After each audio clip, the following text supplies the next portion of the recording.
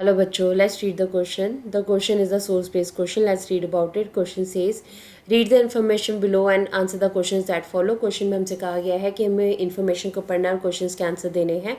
Let's read about it. National Rural Employment Guarantee Act, जिसे नरेगा कहा जाता है, is one of the progressive and transformative legislation passed by the Indian Parliament in the year of 2005 by the UPA government for ensuring the employment guarantee and livelihood security to each rural household.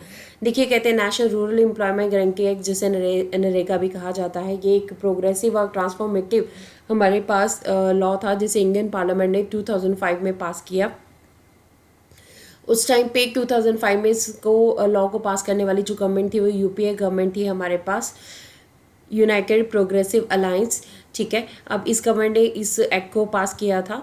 अब इसका जो main motive क्या था कि employment guarantee जो है वो दी जाए, लोगों को रोज़गार दिया जाए, लाइवलीहुड सिक्योरिटी दी जाए ताकि जो अपनी ज़िंदगी का गुजारा जो है अच्छे तरीके से कर पाएँ, और जो रूरल हाउस होल्ड हैं, जो गरीब हैं, गांव के लोग हैं, वो अच्छे से अपना जो है गुजारा कर सके.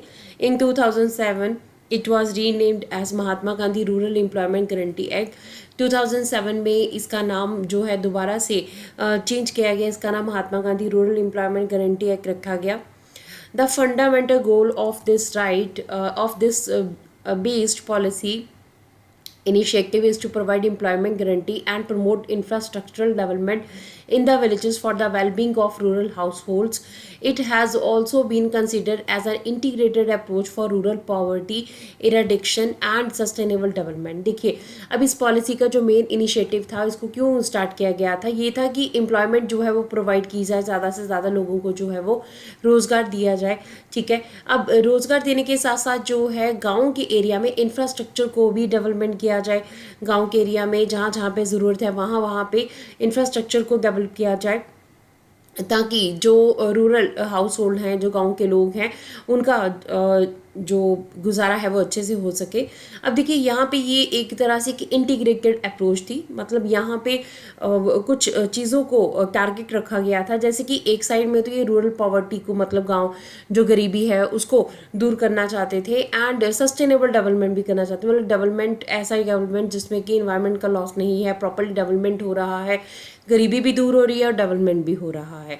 अब ये किस तरह से था, देखो, गांव के एरिया में जो लोग हैं वो काम करने के लिए, जब उनके पास काम नहीं था, काम करने के लिए वो शहरों की तरफ माइग्रेट हो रहे थे. अब गाँव में जो लोग थे उनके पास काम ना होने की वजह से गरीबी भी काफ़ी ज़्यादा थी.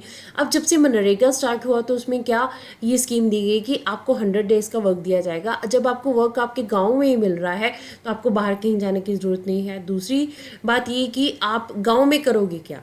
अब गाँव के एरिया में अगर तालाब जो है बनाने हैं, या कुएं बनाने हैं, या सड़कें बनानी हैं, तो उसके लिए गाँव के ही लोगों को यूज़ किया गया.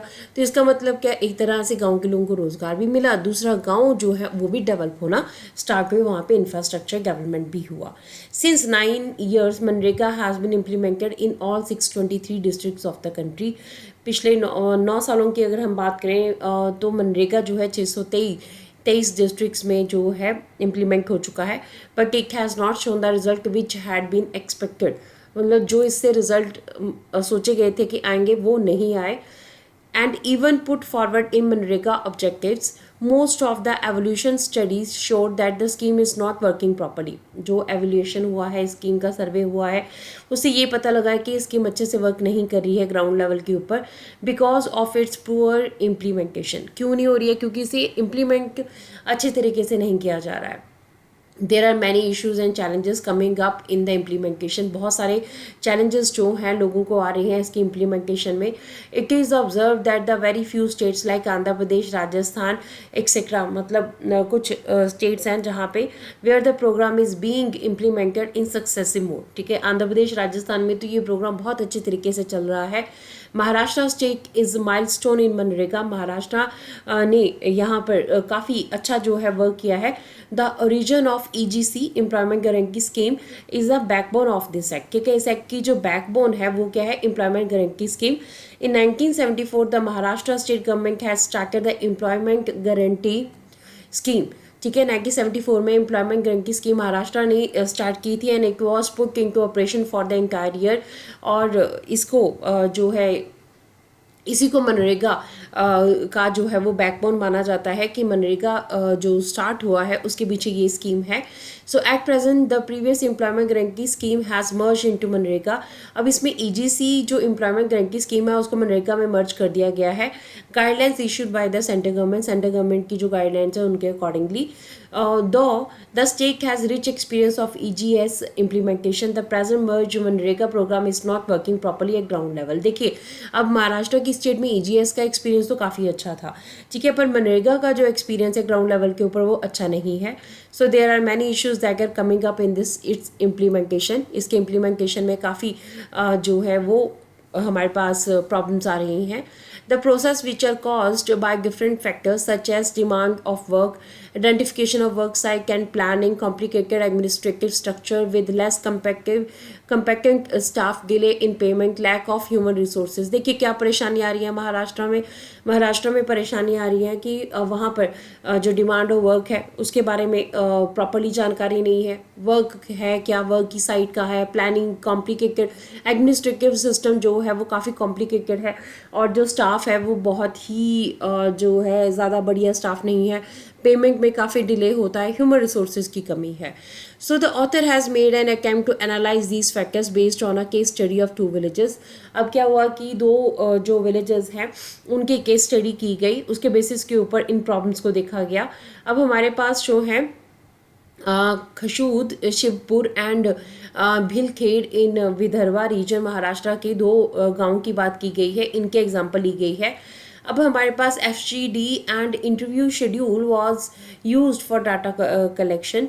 तो यहाँ पे जो है जो सर्वे किया गया इंटरव्यू शेड्यूल है उसके अकॉर्डिंगली डाटा कलेक्शन को यूज़ किया गया. This paper also tries to highlight if the act has been implemented with spirit and commitment, how it can help to regenerate the village resources to achieve the prime goals of sustainable development. ठीक है, अब यहाँ पे ये चीज़ को भी देखा गया कि किस तरह से जो है विलेज में रिसोर्सेज को यूज़ किया जा सकता है, प्राइम गोल जो सस्टेनेबल डेवलपमेंट है कैसे उसको अचीव किया जा सकता है, वो इन दोनों विलेजेस के सर्वे से क्या क्या रिपोर्ट को लिया गया.